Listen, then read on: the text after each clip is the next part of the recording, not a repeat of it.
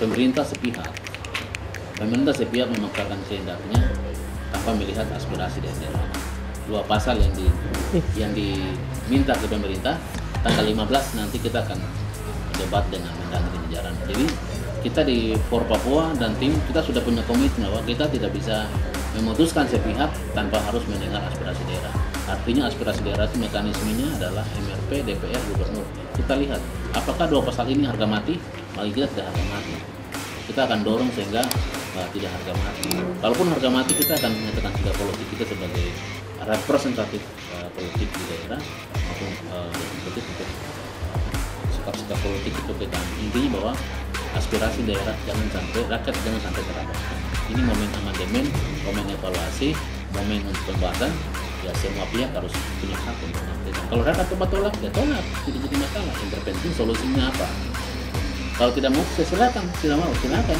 Kita akan suarakan juga, tapi pemerintah harus siapkan kebijakan seperti itu. Nah, kita di DPD maupun anggota DPD, konsep kita tadi ya bahwa pembahasan Otsus Papua harus melalui mekanismenya, yaitu melalui aspirasi Dewan MRP, DPR, Gubernur. Itulah konsep perubahan Undang-Undang Otsus. Tapi kalau pemerintah tetap memaksakan kehendak, ya kita ini adalah wakil rakyat, kita adalah pekerja-pekerja politik, tentu kita juga akan mengambil sikap-sikap politik. Sampai saat ini belum ada keputusan bahwa kita menerima dua pasal itu atau tidak. Ini kita masih mendengar pandangan-pandangan daripada pemerintah. Tidak menutup kemungkinan ya. Tidak menutup kemungkinan bisa saja perwakilan dari anggota dari Papua dan Papua misalnya kita menolak revisi itu. Bisa saja, ini bisa saja peluang-peluang itu pasti ada. Kita tetap mengikuti mekanisme. Kita ingin pemerintah itu membuka mata, telinga untuk mendengar aspirasi. Ini momen 20 tahun. Dan 20 tahun itu sampai sekarang pemerintah pusat maupun pemerintah daerah tidak dapat membuktikan tentang kebenaran keberhasilan opsi itu. Sulit dibuktikan. Itu karena 20 tahun itu tidak ada data valid tentang keberhasilan. Itu. Kemudian pemerintah karena berakhir pada bulan November 2021 uangnya berakhir November, maka ditambah pasal, yaitu diperpanjang anggarannya 20 tahun ke depan. Jadi bukan undang-undangnya dirubah, tapi pasalnya tambah pasalnya 20 tahun ke depan dengan alokasi 2,25%. Nah 2,25% ini kita sudah cari referensi, cari debat dengan pemerintah, mekanismenya bagaimana, pandangannya bagaimana. 2,25% kalau satu provinsi oke saja, tapi kalau dengan provinsi ini kan sama saja, satu provinsi bisa dapat 800 miliar, 1 triliun, sama saja. Turun kabupaten paling 5 miliar, 3 miliar, sama saja, tidak ada manfaat.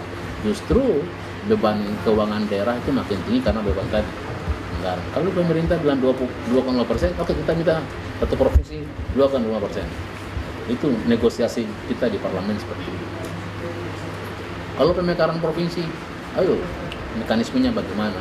Kita tidak bisa bilang tolak menerima, tapi mari kita lihat untuk kepatuhan. Kita patuh terhadap mekanisme. Artinya pemekaran dapat dilakukan apabila ada pertimbangan persetujuan dari Majelis Rakyat Papua. Itu mekanismenya. Itu harus melalui mekanisme itu. Termasuk undang-undang khusus harus mekanismenya. Tapi karena sudah ada di DPR dalam pembahasan, ya maka tentu kita minta pemerintah daerah untuk proaktif. Pemerintah harus proaktif. Gitu, untuk mengawal sama-sama di parlemen sehingga keputusan itu juga berdasarkan masukan dari pemerintah dan MRP. Ya belanja pegawai, belanja jasa, tidak dalam rincian dana tidak ada. Makanya masyarakat dana gagal padahal uangnya sudah terdistribusi ke. Nah itu jadi di injury time 2021 bulan November saya sudah kemarin dengan Kapolri maupun dengan pihak Sisulang. Saya kira audit dana otsus 20 tahun harus diaudit. Siapapun orang yang melakukan penyimpangan, penyalahgunaan, kewenangan, korupsi, dugaan korupsi harus diproses.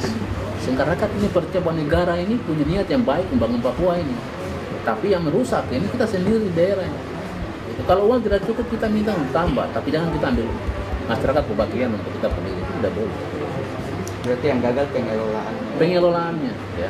Memang kita 20 tahun soalnya sudah hampir 1.000-an triliun dikucurkan dari Jakarta ke kita di sini. Tapi sekarang kita kan Itu saja kalau kita buka daftar hibah, itu juga tidak kemana-mana atau hibah provinsi. Baik Bapak Bobang sama tidak ada. Coba lewat siapa orang yang penerima hibah. Ada pejabat-pejabat yang punya menerima dana hibah. Itu ada pengusaha-pengusaha yang dapat juga dana hibah.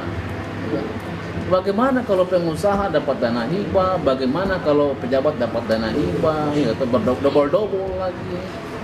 So, teman-teman wartawan silakan selidiki dana hibah. Kalau bukan dana hibah tersalurkan ke istri, ke suami, atau ke dia punya itu, tidak ada lari jauh. Coba perhatikan, saya satu pejabat di provinsi, dua pejabat di provinsi punya dana hibah itu 4 sampai 5. Silakan telusuri, saya punya data soal itu. Saya nanti juga punya pikiran, nanti kita rapat yang KPK kasih data ke beliau juga. Begini juga yang buat sampai orang Papua bilang, oh itu gagal. Padahal sudah ada kebijakan, tetapi tidak ada realisasi.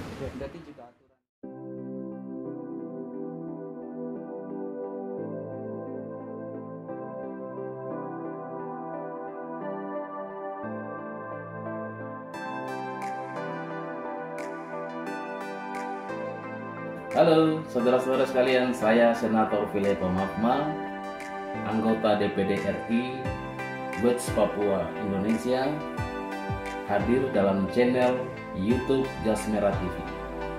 Saudara-saudara sekalian ingin mengikuti dengan baik segala aktivitas saya, silakan subscribe, like, komen, dan bagikan YouTube Jas Merah TV.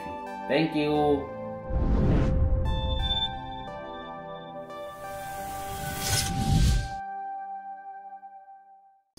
Jas Merah TV suka. Hatikan lagi, Jas Merah TV suka. Jas Merah TV suka.